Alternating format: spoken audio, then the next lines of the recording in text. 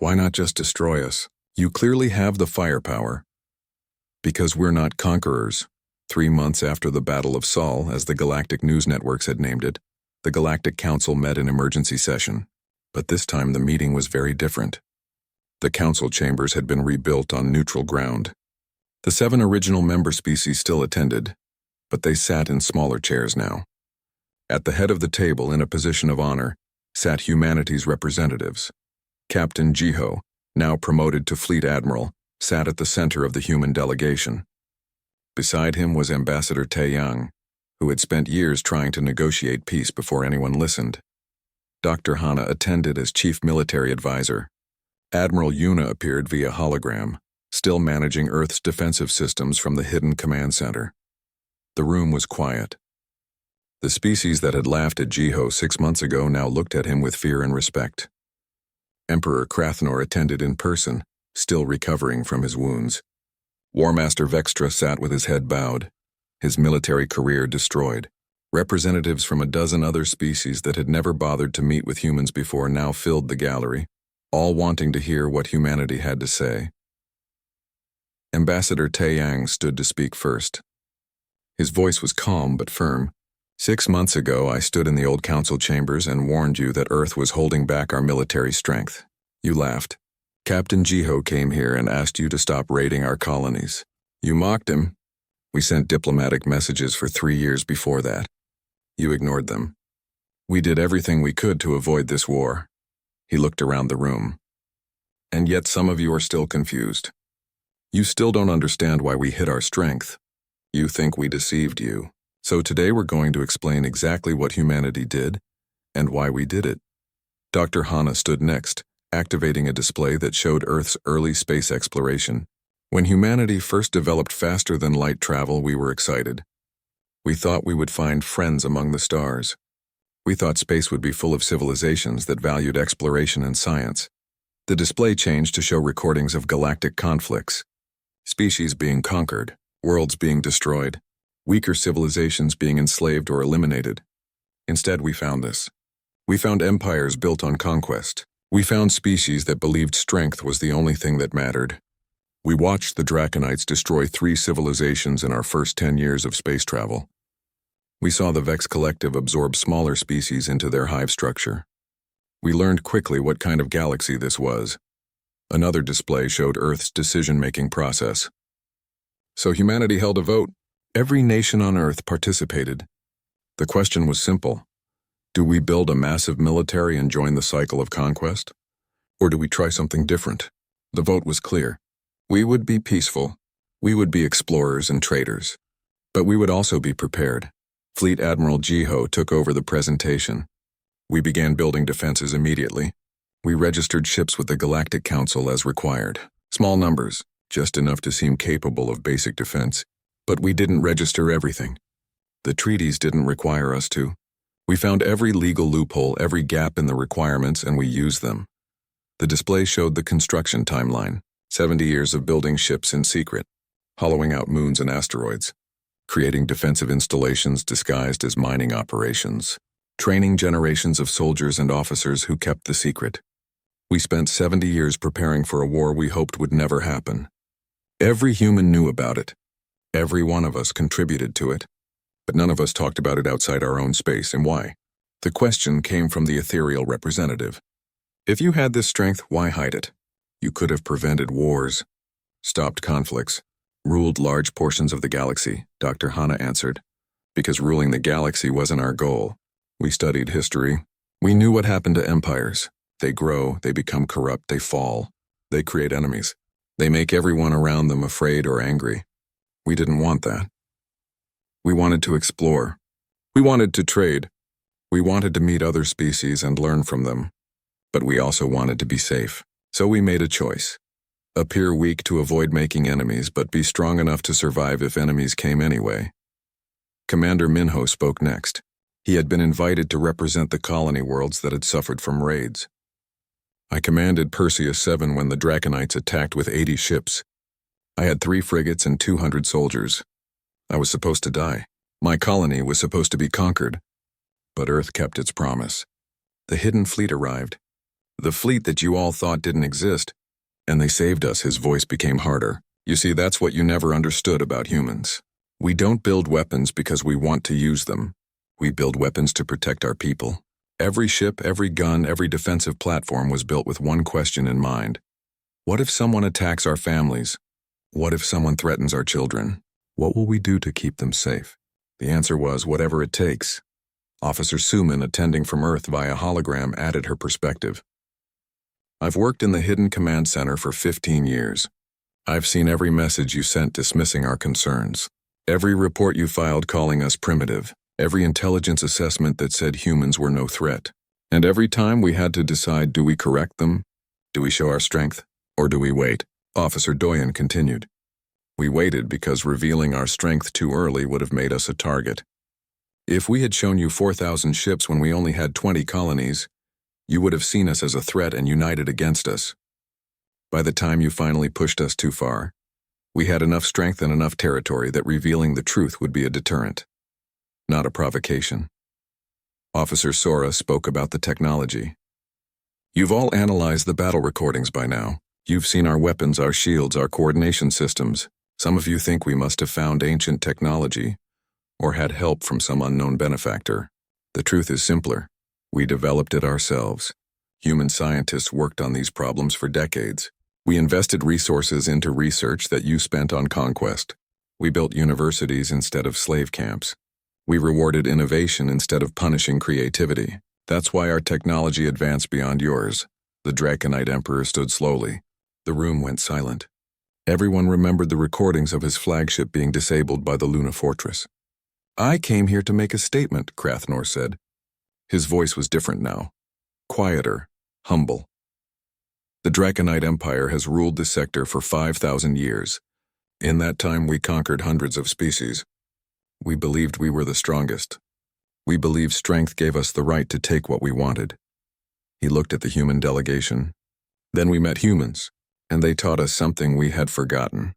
Real strength isn't about how many you can conquer. Real strength is having the power to conquer and choosing not to. Humans had the ability to destroy us decades ago. They could have taken our territory, our resources, our worlds. Instead, they asked us politely to stop raiding their colonies. They warned us. They gave us every chance to stop peacefully. We laughed at their mercy and mistook it for weakness. The Emperor bowed deeply to Fleet Admiral Jiho. I attacked your homeworld with the strongest fleet my empire could assemble. You destroyed it without using your main battle fleet. Your automated defenses were enough. But even then, even after we had tried to destroy you, you disabled our ships instead of destroying them. You captured us instead of killing us. You showed mercy even when we deserved none. That is strength. That is true power. And I finally understand it. Other representatives began to speak, each one acknowledging what had happened. The Vex Collective admitted they had underestimated humanity. The Ethereal Dominion apologized for supporting the attacks. Smaller species that had been too afraid to ally with Earth before now offered trade agreements and defensive pacts. Finally, Ambassador Taeyang presented the new treaty.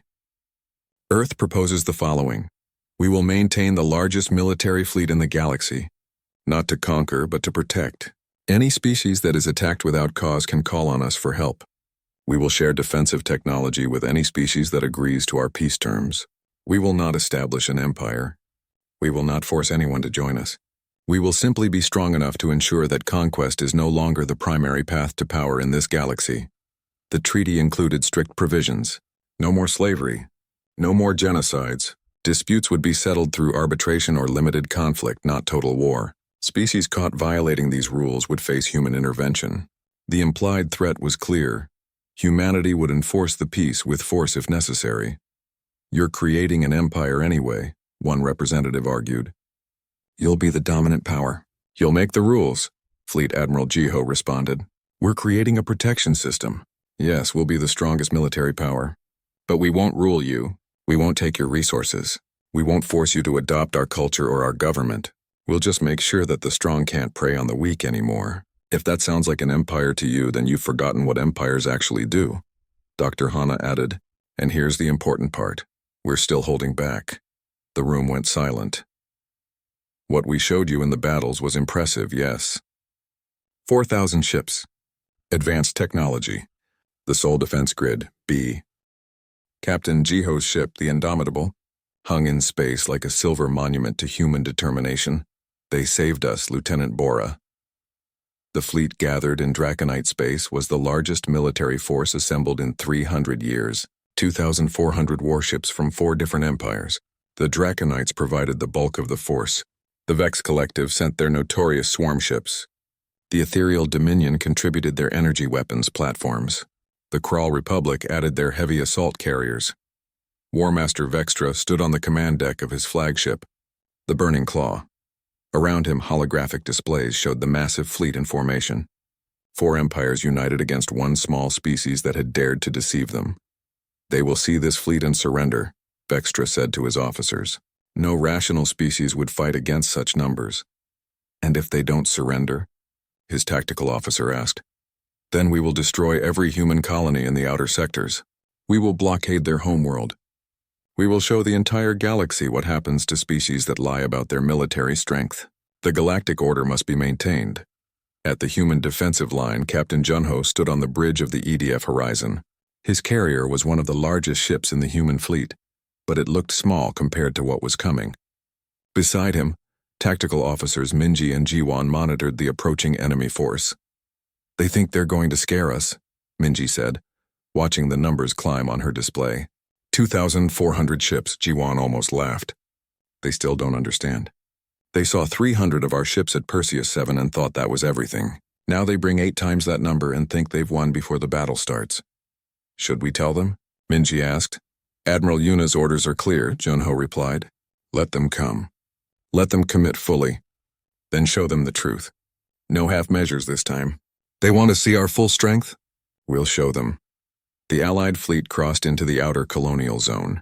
They expected to find the 300 human ships from Perseus 7, plus whatever small reinforcements Earth had scrambled together. They expected a short battle followed by surrender negotiations.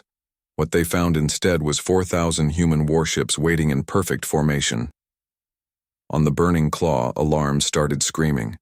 Vextra's tactical officer stared at his screens like they were showing him nightmares. Sir, contacts. Thousands of contacts. This can't be right. Show me. Vextra roared. The display lit up with ship signatures. Human ship signatures. The tactical computer counted them twice, then 3 times. Unable to believe its own sensors. 4,000 warships. 600 carrier craft launching fighter squadrons. 200 massive siege platforms that made Draconite battleships look small. Where did they all come from? Vextra whispered. The intelligence reports. The spy networks. Everyone said humans only had a few hundred ships total. They lied, his tactical officer said. For a century, they lied about everything. Captain Junho opened communication channels to the entire enemy fleet. His voice was calm, almost friendly. This is Captain Junho of the Earth Defense Fleet. You have entered human-controlled space with a military force. You have one chance to turn around and leave. We don't want to fight you. But if you continue forward, we will defend our territory with everything we have. Choose carefully. Vextra's face twisted with rage. They still think they can threaten us? Even with 4,000 ships? We have the combined might of 4 empires. Open fire, all ships, advance and engage. The Allied fleet surged forward. 2,400 ships against 4,000. The numbers were closer than at Perseus 7, but the Allies still felt confident. They had fought together before. They had conquered dozens of species. Surely these humans, no matter how many ships they had hidden, couldn't match the experience and power of empires that had ruled the galaxy for millennia. They were so very wrong. The battle began at extreme range. The Allied fleet fired first, sending thousands of missiles and energy beams toward the human lines. The humans didn't dodge. They didn't scatter. Their shields simply absorbed the attack. Every single shot. The most powerful weapons the galaxy had to offer hit the human fleet and did nothing. How is that possible? Vextra stared at his screens. Those shields, they shouldn't be able to withstand that much firepower. Then the humans fired back. Officer Minji coordinated the first strike from her station on the horizon. All ships fire Solution Alpha. Target their capital ships. Full power. 4,000 ships fired as one. The synchronized attack was so powerful that it lit up space like a new star. Beams of energy, missiles with guidance systems that couldn't be jammed. Kinetic weapons moving at impossible speeds. The Allied fleet's shields held for maybe 3 seconds. Then they started failing. 27 capital ships died in the opening salvo, just gone, erased from existence by weapons technology the Allied empires had never seen before. The shock of it rippled through the entire fleet. "Retreat!" someone yelled on the Allied command channel. "We need to retreat." "No," Vextra shouted back. "We have more ships. We can absorb these losses. Press the attack." But pressing the attack meant getting closer to the humans. And getting closer was exactly what the humans wanted. Officer Jiwan watched the enemy fleet advance on her tactical display. "They're committing!" All ships moving forward. They still think they can win through numbers. "Target their command ships," Junho ordered. "Cut off their coordination. Make them afraid." The human fleet shifted formation with precision that seemed impossible for so many ships. They moved like one organism, perfectly coordinated. Their electronic warfare systems jammed enemy communications. Their point defense systems shot down every missile. Their weapons fired again and again, each shot finding a target. The Vex Collective's swarm ships, usually so effective through sheer numbers, found themselves outmaneuvered. Human fighters were faster, more agile, piloted by people who had trained their entire lives for this moment. The ethereal energy platforms, pride of their species, found their weapons couldn't penetrate human shields. The Kraul assault carriers launched their boarding craft only to watch them destroyed by point defense fire before they got anywhere close. And through it all, the human fleet advanced, slowly, methodically, like they had all the time in the world. On Earth, Admiral Yuna watched the battle with her command staff. The tactical map showed the Allied fleet breaking apart, losing cohesion, starting to panic. Exactly as predicted. "They still don't understand," Officer Doyen said quietly. "Even now they think this is just about numbers and technology." "What do you mean?" Officer Suman asked. "Watch how we fight. Perfect coordination. No wasted shots. No panic, no heroics. Just cold calculated efficiency.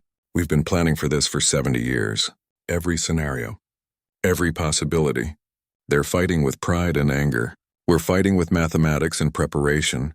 Officer Sora nodded. "And they still don't know about the defensive installations. They think this is just our mobile fleet." As if on cue, the Allied fleet tried to flank the human position. They sent 500 ships to attack from the side, trying to get around the main human force. It was a good tactical move. It should have worked. Then every asteroid, moon, and supposedly abandoned station in the region opened fire. The flanking force flew directly into a defensive grid that had been hidden for decades. Automated weapons platforms, some of them built 50 years ago and just waiting for this moment, lit up the darkness. In 10 minutes, the entire flanking force was destroyed or disabled. "Trap," someone screamed on the Allied command channel. "It's a trap. They've militarized everything." "The entire sector is a weapons platform." Vextra finally understood. The humans hadn't just hidden their fleet. They had turned their entire territory into one giant fortress. Every world, every station, every piece of space rock in human-controlled space was either a weapon or a sensor or both. The Allies hadn't attacked a fleet. They had attacked an entire civilization that had spent a century preparing for war while pretending to be peaceful. "Fall back," Vextra ordered. "All ships, retreat to Rally Point Delta." But the humans weren't done teaching their lesson. Captain Junho's voice came through on the open channel again, still calm, still polite. "We offered you a chance to leave. You chose to attack. Now you'll leave on our terms." The human fleet surged forward, no longer content to defend. They pressed the attack, cutting off retreat paths, herding the Allied ships into kill zones. It wasn't cruel. It was practical. They were ending the fight as quickly as possible with minimal losses on both sides. Officer Minji coordinated the pursuit. Their formation is collapsing. Multiple ships attempting to flee in different directions. "Let the small ones go," Junho ordered. "Focus on the capital ships and carriers. We want their leaders to survive so they can tell others what happened here." G1 targeted the Burning Claw, Vextra's flagship. "The Draconite command ship is trying to reach slipstream distance. Should we destroy it?" "No, disable it. I want him alive." A precise shot from the Horizon's main cannon hit the Burning Claw's engines. The massive ship went dead in space, powerless but intact. Around it, the battle continued for another hour. When it was finally over, the results were clear and terrible for the Allied forces. Of the 2,400 ships that had attacked, FO. The alarm started screaming at 400 hours station time. Commander Minho was already awake. He had been expecting this for days. He ran to the command center of Perseus 7 Defense Station, pulling on his uniform as he moved. "Report," he shouted as he entered the room. Lieutenant Bora looked up from her screen, her face pale. 80 contacts just dropped out of slipstream at the edge of the system. Draconite signatures. They're forming attack formation. 80 ships. Minho had 3 frigates and 200 soldiers. The math was simple and terrible. But he had his orders. Hold the line. Help was coming. Sound the evacuation alarm for the civilian sectors, Minho ordered. Get as many people into the deep shelters as possible. Tell our 3 ships to form defensive line Alpha 7, and send the distress signal on all channels. Sir, against 80 ships? Bora didn't finish the sentence. She didn't need to. I know the odds, Lieutenant. Send the signal. The defense station shook as the first weapons fire hit the shields. On the screens, Minho watched the Draconite fleet advance. They weren't even trying to be tactical. They just came straight in, confident that nothing could stop them. They had done this before to human colonies. They expected it to be easy. Down on the colony surface, alarms wailed through the streets. People ran for the shelters. Parents grabbed children. Workers abandoned equipment. 2 million people trying to find safety from weapons that could burn the whole colony from space. In the hidden command center on Earth, Admiral Yuna watched the same screens. Beside her, Officer Doyen counted down. Enemy fleet enters weapons range in 6 minutes. Our hidden fleet can reach Perseus 7 in 4 minutes. Perfect timing, Officer Sora said coldly. Let them get comfortable. Let them think they've won. Then show them the truth. Suman spoke into her headset, coordinating with dozens of ships across space. All units report ready. They're just waiting for your order, Admiral. Yuna watched the Draconite ships advance on the small human colony. She thought about all the years of hiding, all the years of appearing weak, all the times humans had to stand down, back away, accept insults because they were following the plan to avoid war, the plan to seem harmless. That plan was over now. Send the order, Yuna said. All ships engage. Show them what we really are. Back at Perseus 7, Commander Minho's 3 frigates were taking heavy damage. One was already losing power. The shields on the defense station were at 40%. The Draconite commander was broadcasting on open channels, laughing about how easy this was. Is this all humans have? The Draconite mocked. 3 tiny ships? We will take this colony and sell your people as slaves. No one will stop us because no one can stop us. Minho's hand tightened on his command chair. He looked at the countdown on his personal display. 3 minutes and 20 seconds since he sent the distress call. Just a little longer, sir, Bora shouted. Multiple contacts emerging from slipstream. Right on top of the enemy fleet. Space tore open. It looked like reality was breaking. 1 ship came through the tear. Then 10, then 50. Then the counter stopped counting because there were too many to track quickly. 200 ships appeared in perfect formation around the Draconite fleet. But these weren't like any human ships the galaxy had seen before. They were huge, advanced, powerful. The smallest of them was twice the size of a Draconite cruiser. On the lead ship, the EDF Indomitable, Captain Jiho stood on the bridge. He had been preparing for this moment for years. Dr. Hana sat at the tactical station, her fingers flying over controls that managed weapons the Draconites had never even heard of. All ships, this is Jiho, he said calmly. Lock targets. Prepare to fire. The Draconite commander's laughter had stopped. His voice came through confused and angry. What is this? Where did these ships come from? Humans only have 47 registered vessels. We registered exactly what we were required to register, Jiho replied. Everything else we just didn't mention. You should have accepted our warnings. You should have stopped the raids. Now you face the consequences. You're bluffing. These must be fakes, tricks, holograms. Dr. Hana, Jiho said quietly. Please explain to them that we're not bluffing. Hana pressed a single button. The Indomitable's main cannon fired. The beam was bright enough to light up the entire system. It hit the largest Draconite battleship dead center. The ship's shields flared, held for almost 2 seconds, then collapsed. The ship broke into 3 pieces and exploded. That was 1 shot from 1 ship, Hana said into the open channel. We have 200 ships. Each one can do that. You have 80 ships. Do the math. The Draconite commander tried to organize his fleet, tried to fight back. His ships fired their weapons. The humans' shields absorbed the hits like they were nothing. The Draconites tried to run. Human ships were faster. They tried to call for help. Human electronic warfare systems jammed every signal. It wasn't a battle. It was an execution. 6 minutes after the human fleet arrived, it was over. Not a single Dragonite ship escaped. Most had been destroyed. A few had been disabled and boarded by human marines. The crews would stand trial for their attacks on civilian colonies. Commander Minho sat in his command chair, staring at the screens. His defense station was damaged but intact. His 3 frigates were battered, but their crews were alive. And outside, 200 human warships that the galaxy didn't know existed were making sure no threat remained.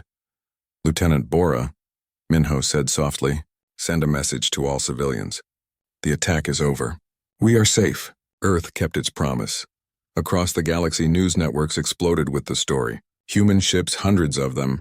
Advanced warships that shouldn't exist. A Draconite fleet destroyed without the humans taking a single casualty. Experts appeared on broadcasts trying to explain how this was possible. None of them could.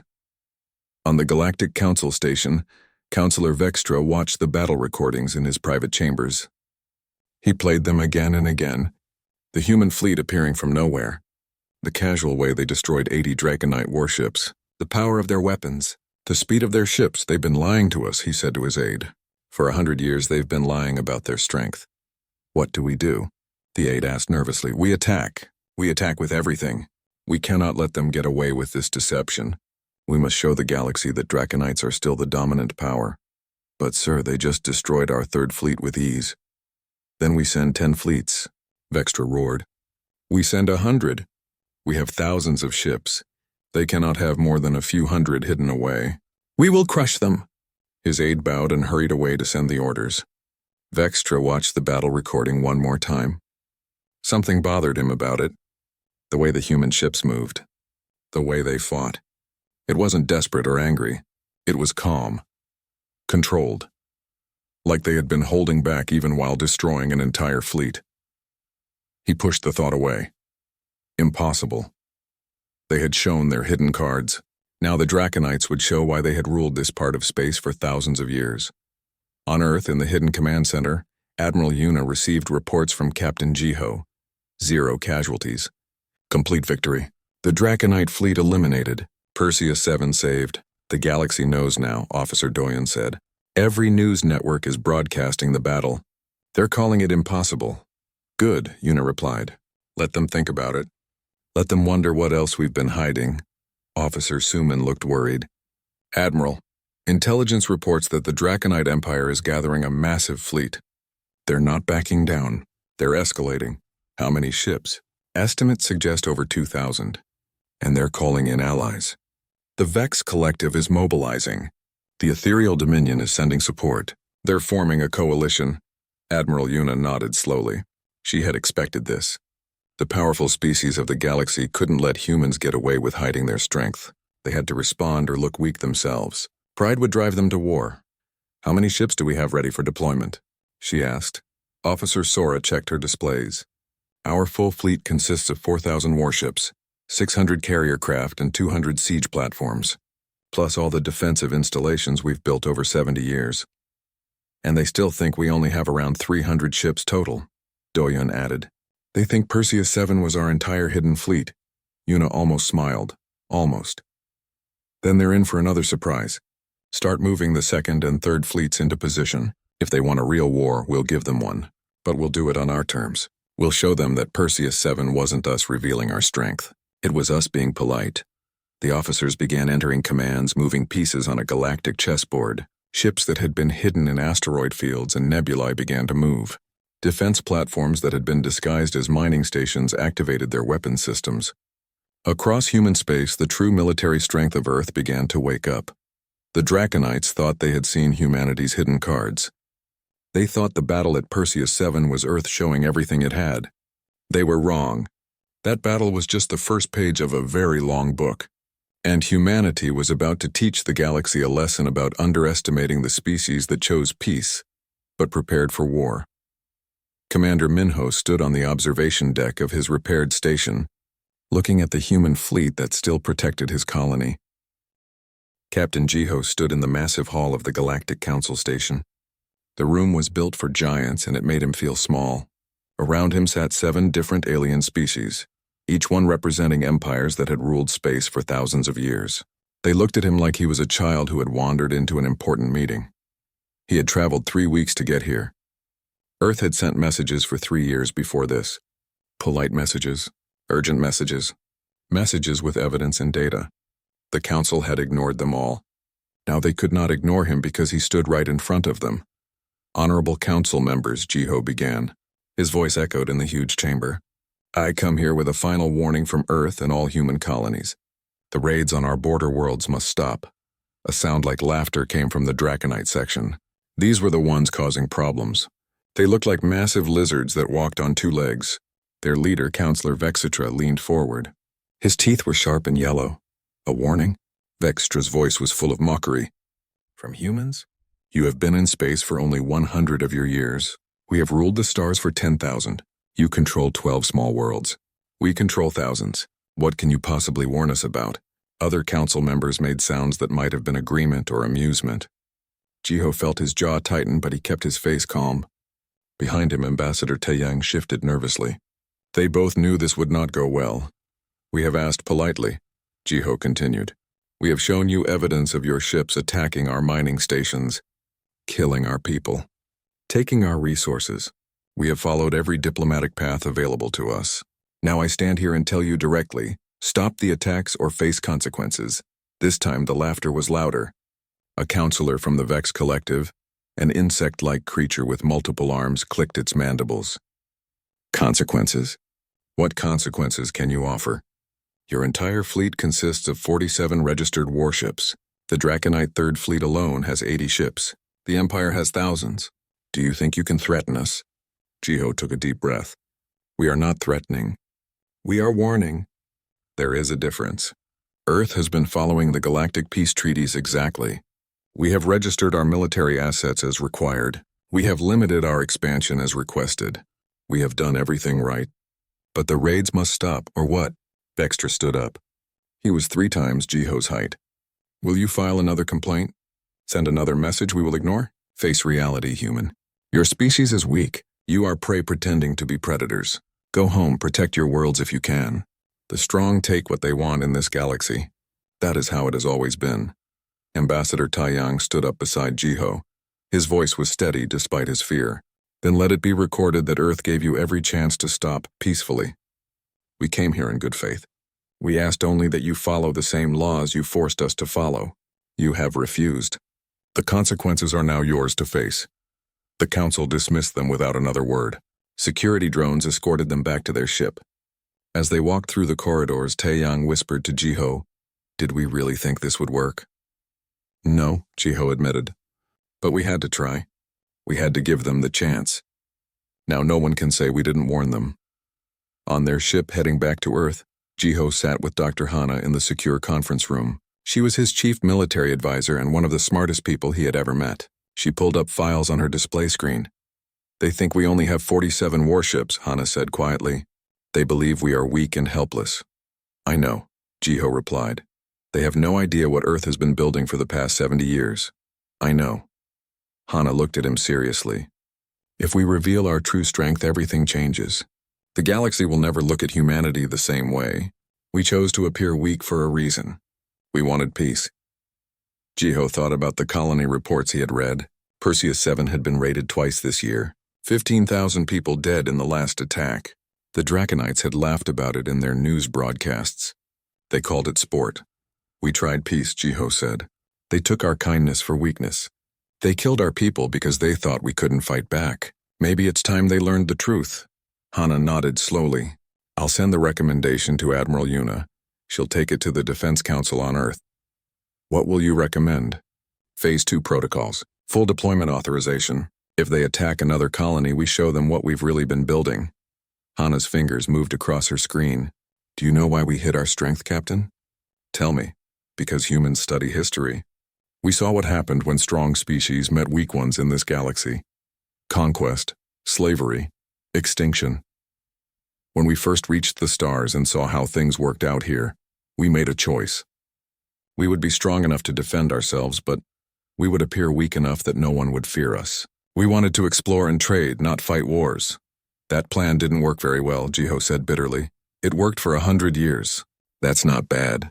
But now they've pushed too far. They killed too many. They laughed at us in the council chambers. They think we're animals to be hunted. Hannah closed her files. They're going to learn a hard lesson about humans. We don't want to fight, but when we have no choice, we fight to win. 3 days later, back on Earth in the hidden command center beneath Sol, Admiral Yuna read Hannah's report. Around her stood the leaders of Earth's true military, officers whose names most humans had never heard. People who had spent their entire careers preparing for a war they hoped would never come. Officer Doyun monitored tactical displays from around human space. Officer Suman managed communication networks that most of the galaxy didn't know existed.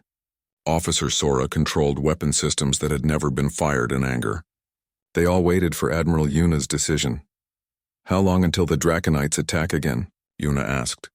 "Intelligence suggests 2 weeks," Doyun answered. "They're gathering ships near Perseus 7. They think it's an easy target because we only have a small defense force there." "How small?" "Commander Minho has 200 soldiers and 3 frigates." Admiral Yuna looked at the star map. Perseus 7 glowed red on the display. 2 million people lived there. Miners and their families. People who had come to the stars looking for a better life. People who trusted Earth to protect them. "If we activate Phase 2, there's no going back," she said. "The galaxy will know we've been lying about our strength." "We haven't been lying," Suman said quietly. "We've been careful. There's a difference. They won't see it that way." Yuna stood up. "But they killed 15,000 of our people and laughed about it. They refused our peaceful requests. They mocked our diplomats in front of the galaxy. They think we're weak prey." She looked at each officer in turn. "Show them they're wrong. Activate Phase 2. When they attack Perseus 7, we hit them with everything. No more hiding. No more holding back. They wanted to see what humans can do. Let's show them." The room filled with quiet activity as officers began entering commands. Across human space, ships that had been hiding for decades began to wake up. Weapon systems went online. Crews that had trained in secret received their orders. Earth had given the galaxy every chance for peace. The galaxy had chosen war instead. Now they would learn what humanity had been building while they laughed at our weakness. Now they would understand what we meant when we said we were holding back. The message went out in encrypted channels to every human military base. Phase 2 is active. When they strike again, strike back with full force. Show them what humanity really is. Commander Minho on Perseus 7 received the message and smiled grimly. He knew the Draconite fleet was coming. He knew his small force couldn't stop them alone, but he also knew something the Draconites didn't. Help was coming. Real help. The kind that would change everything. He just had to hold the line until it arrived. The Draconite Emperor Krathnor did not believe the reports at first. When War Master Vextra returned with the broken remains of the fleet, when the survivors told their stories, when the battle recordings were analyzed, he still refused to believe. A species that had been in space for only a century could not possibly defeat the combined might of 4 galactic empires. But the evidence was undeniable. The humans had not just won. They had made it look easy. The Emperor stood in his throne room surrounded by his advisors. On the massive display screens, battle recordings played on repeat. Human ships moving with impossible coordination. Human weapons cutting through shields like paper. Human defensive installations that had been hiding in plain sight for decades. "This is unacceptable," Krathnor's voice echoed through the chamber. "The Draconite Empire has ruled this sector for 5,000 years. We will not be humiliated by primitives who learned to leave their planet yesterday." His chief military advisor, General Sorn, bowed deeply. "Majesty, perhaps we should consider the peace terms the humans offered. They have made it clear they don't want conquest. They only want to be left alone. Peace?" The Emperor's roar shook the room. "They destroyed our fleets. They humiliated us in front of the entire galaxy. And you speak of peace? They could have destroyed us completely." Sorn continued carefully. "They disabled most of our ships rather than destroying them. They allowed survivors. They showed restraint. This is not the behavior of a species that wants war. It is the behavior of a species that thinks they are superior to us." Krathnor slammed his fist on the throne. "No, we will gather every ship, every weapon, every soldier.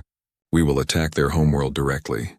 We will show the galaxy that Draconites do not surrender. We do not retreat. We do not accept defeat from lesser species." The advisors looked at each other nervously. None of them wanted to argue with the Emperor when he was like this, but they all knew this was madness. The humans had already proven they were stronger. Attacking their homeworld would only lead to more losses. Majesty, Sorn tried one more time. The humans said that what we faced was not their full strength. They warned that if we attack again, I do not care about their warnings. Krathnor stood up. Gather the Imperial Guard fleet.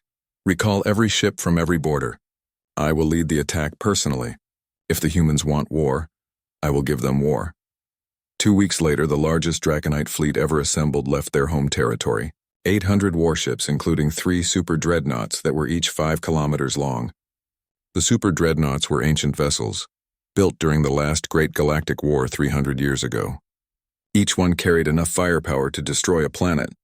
They were the pride of the Draconite Empire, symbols of absolute power. Emperor Krathnor commanded from the largest super dreadnought, the Eternal Dominion. His goal was simple: reach Earth's solar system and hold the planet hostage. Force humanity to surrender or watch their homeworld burn. It was brutal, but the Emperor believed it was necessary. Humanity needed to learn its place in the galactic order. On Earth, in the hidden command center beneath Sol, Admiral Yuna watched the Draconite fleet approach. Her face showed no emotion as she studied the tactical displays. Around her, the command staff worked quietly, efficiently. They had known this was coming. They had prepared for it. The Emperor himself is leading the attack, Officer Doyen reported. Intelligence confirms he's aboard the Eternal Dominion. How poetic, Officer Sora said coldly. He brings his 3 biggest ships to attack our homeworld. He thinks overwhelming force against our capital will break our will. He really doesn't understand humans, Officer Suman added. Attacking Earth won't make us surrender. It will make us angry. Admiral Yuna stood up.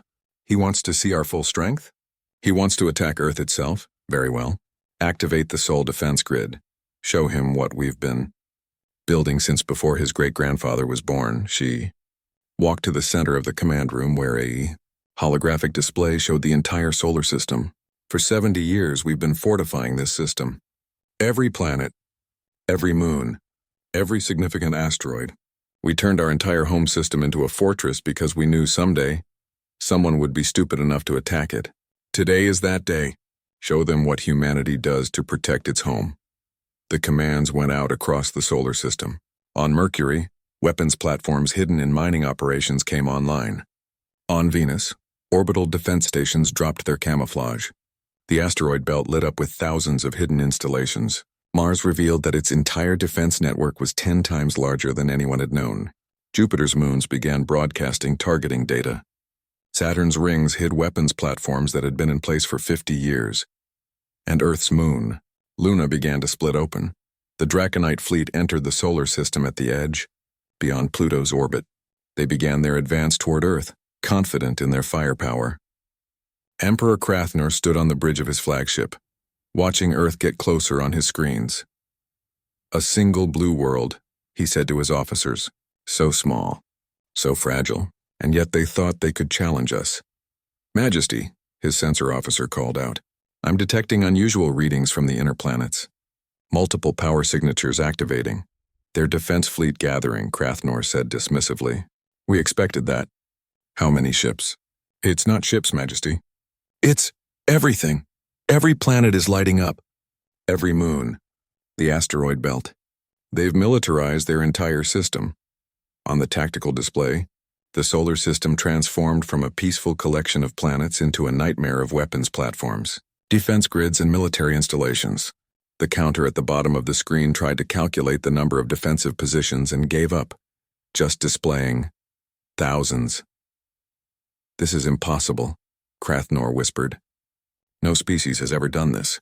No one turns their entire home system into a military base. Humans did, General Sorn said quietly. They've been planning for this since they first learned there were hostile species in the galaxy. They hoped they would never need it, but they built it anyway. The Draconite fleet continued forward because the Emperor's pride wouldn't let them retreat. They passed Neptune where hidden installations opened fire. The fleet's shields held, but the attacks kept coming. At Uranus, more weapons platforms engaged. The fleet's shields weakened. At Saturn, the rings themselves seemed to come alive with defensive fire. By the time they reached Jupiter, the Draconite fleet had lost 50 ships. Not to a defending fleet, to automated systems, to weapons built decades ago and left dormant waiting for invaders. Where is their fleet? Crathnor demanded. Why haven't they engaged with ships? Maybe they don't need to, Soren suggested. Maybe their automated defenses are enough. Then they saw Luna. Earth's moon had split open along a hidden seam, revealing a massive hollow interior. The entire moon had been converted into a military installation over the course of decades. From inside came a display of firepower that made the Emperor's super dreadnoughts look like toys. 50,000 defensive turrets, particle beam cannons that drew power from reactors built into the moon's core, missile batteries that had been stocked for 70 years, shield generators that could protect half the planet, all of it hidden inside Earth's moon, waiting patiently for this exact moment. And finally, Earth's actual defense fleet appeared. But it wasn't positioned to attack. It was positioned to watch. 4,000 ships arranged in perfect formation around Earth, not moving, not attacking, just there. The message was clear. Earth's automated defenses were enough. The fleet didn't even need to fight. On Earth, Captain Jiho commanded the defense fleet from the Indomitable. Beside him, Dr. Hana monitored the automated systems that were systematically dismantling the Draconite attack force. They're still coming, Hana noted. Even with all this, the Emperor won't retreat. Pride, Jiho said simply. He can't go home and admit he was wrong. He'll keep coming until we force him to stop or destroy him completely. What are our orders? Admiral Yuna said to disable the super dreadnoughts if possible. Capture the Emperor alive. He needs to tell his people what happened here. He needs to make them understand. The Luna Fortress targeted all 3 super dreadnoughts simultaneously. The firing sequence took 30 seconds to charge. When it fired, the beams were visible from Earth's surface, lighting up the sky like dawn. The 3 most powerful ships in the Draconite Empire, symbols of their dominance for centuries, had their shields overloaded and their engines destroyed in a single coordinated strike. Emperor Crathnor stood on his bridge as emergency lights flickered. His ship was powerless, drifting. Around him, his fleet was being systematically disabled by automated defenses. His officers stared at screens in shock and horror. We never had a chance, Crathnor said quietly. They let us come all this way just to show us how hopeless it was. This wasn't a battle. This was a lesson. Admiral Yuna's face appeared on the main screen. She looked at the Emperor with no anger, no triumph, just cold assessment. Emperor Crathnor, your fleet is disabled. Your flagship is powerless. 70% of your ships are no longer combat capable. You will surrender now, or I will activate defensive systems that can destroy your ships instead of disabling them. Choose. Why? Crathnor asked. Why disable them?